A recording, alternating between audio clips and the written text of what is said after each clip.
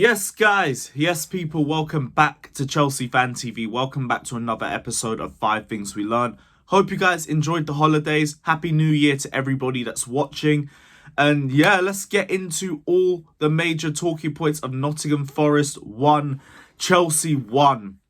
That run of form lasted all of one game against Bournemouth. Or if we want to be even more realistic, about one half against Bournemouth. And then we went straight back to type.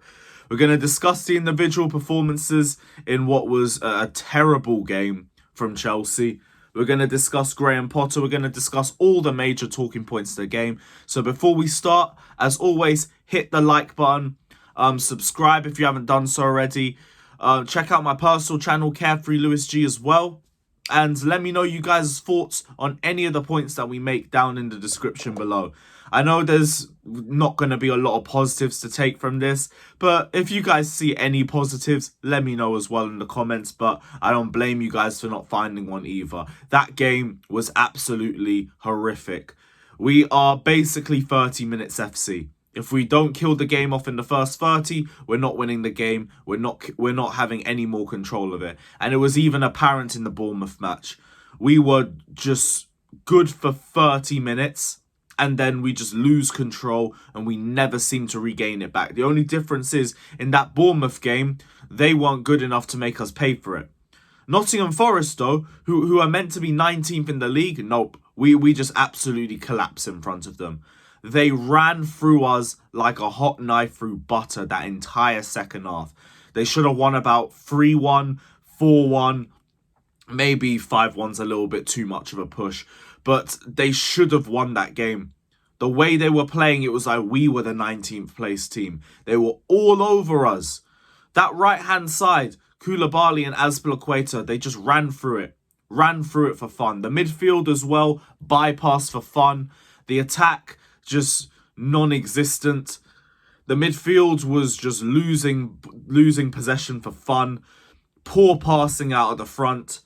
Even defensively. Even our playing out of the back, which is usually really good, was terrible yesterday. And we were just playing the ball into mistakes time after time after time again. We are very lucky to come out of that game with a draw. Very lucky, because that easily could have been a loss the way we were playing.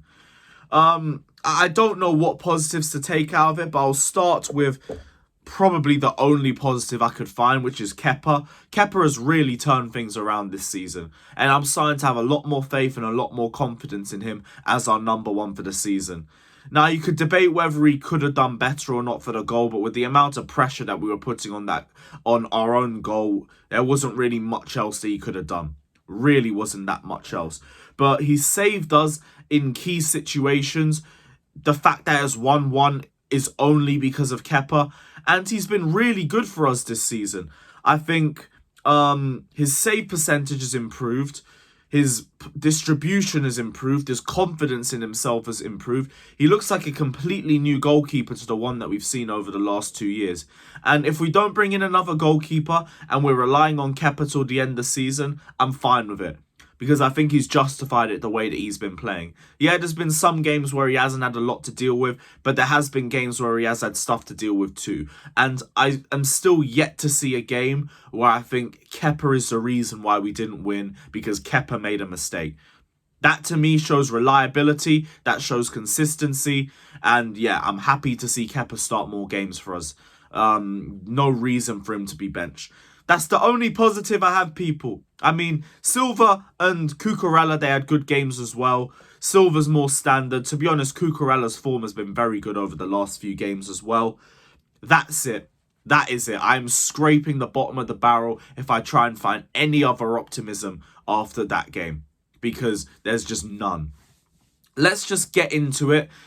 And my second point, the Kepa one being my first point, games like this are why I'm negative. Games like this is why I have zero faith in our side ever making top 4. Because of performances like that. Because we can't build on any consistent game. If we win one game, we're not going to win the next one. Or it's not even a guarantee. Even though you're playing 19th place Nottingham Forest. And then look at the way that we played as well. That's the thing that annoys me the most, because we had control. The first 20, 30 minutes in the game, I thought we played well. I thought we controlled possession well. We were moving the ball into the right areas. Our decision-making was good. Few sloppy passes here and there from the likes of Zakaria and Koulibaly, but we had control for the most part. But then we completely just let it go. As soon as they started building more confidence, we fell straight back into our shells. From a winning position against a 19th place side. And yet I'm meant to believe we can turn this around and get top 4. It's not happening. We don't have the team for top 4. We don't have the mentality for top 4. We don't have the consistency for top 4. And top 4 doesn't even require a lot of consistency at our level. I always say the race for top 4 is always tight towards the end of the season because it's never consistent. But we don't even show the consistency to be involved in that race. This is why I don't see us making top 4. Our team just isn't good enough. Our mentality just isn't good enough because we crawl into our shells way too much. Way too much to even consider it. So, yeah, that's not happening. Top 4 ain't happening. We move. My third point, Chalobah. Chalobah has to start against Manchester City. There is no reason for him not to. I have said for ages that I'll give Koulibaly time to adjust to the quickness of the Premier League because he's clearly having an adjustment issue. And it was even more apparent yesterday. But I can't defend yesterday's performance either. That Iwobi guy, their number 9, absolutely battered him. For a full 90, just battered him. And if it weren't him, it was Koulibaly making his own mistakes. And I still say I'll give him time. I believe there's a quality defender in there once he starts playing a quicker brand of football, and he needs to adjust to that. But with that in mind, he also shouldn't be starting. What has Trevor Chalobah done to be benched? He's done nothing. Trevor Chalobah's been our best centre-back this season. Call it what it is. I think he's been more consistent for us than Thiago Silva has. How is he being benched? Maybe for the Bournemouth game, I understand that you're trying something new. You're keeping to a strict 11. That's why he didn't make too many changes in the Forest game. Now we need to start seeing changes. Koulibaly should not be starting, especially against Man City. They will eat him alive. I'm good. I don't need to see that. Koulibaly needs to be benched. Chalobah needs to be straight back into the lineup. And speaking of the lineup as well, right back. My next point. Get a right back in immediately.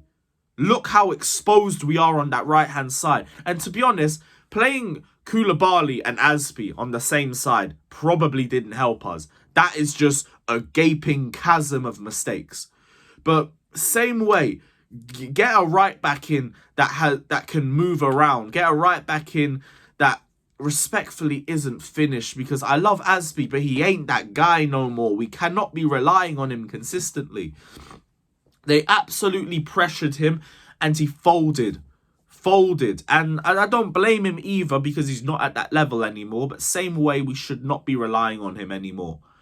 The fact that the last right back we bought was in 2017 when we got Zappa Costa in says a lot. We need right backs in. We need adequate depth for Reece James so we don't over-rely on him and force him back from injury too early like we've done over the last 2 or 3 years. My last point, Kai Havertz. I wanted to discuss this because everyone's always in my mentions whenever he has one good game. But I always say consistency. I need to see it time after time after time again. We come back to the next game. Where was he? Straight back to ghosting. You could say, yes, service was an issue, but it's not like he had 7 touches in the game. He was dropping deep and getting involved in build-up play. Because everyone wants to say he's an amazing centre-forward and all of that. I don't see it. I don't think he has the physical traits to hold the ball up consistently. I don't think he has the incisive passes in him because you just saw it yesterday. All he did was just pass the ball backwards and sideways. And that's okay if you're a midfielder and you're building up play. But when you're an attacker, I need to see more direct passes. You are a forward. I need to see forward passes. I'm not seeing them. All I'm seeing is just non-threatening passes that help continue to build up play. And that's fine and everything. Like, Havertz didn't lose the ball nearly as much as I've seen him do in games. And I didn't think it was a terrible performance from him. I just thought it was an invisible performance from him. I need to see a lot better. But guys, let me know your thoughts down in the comment section below. Let me know if you agree or disagree with anything I've said. Don't forget to like and subscribe. And until the podcast, big up and up the Chels.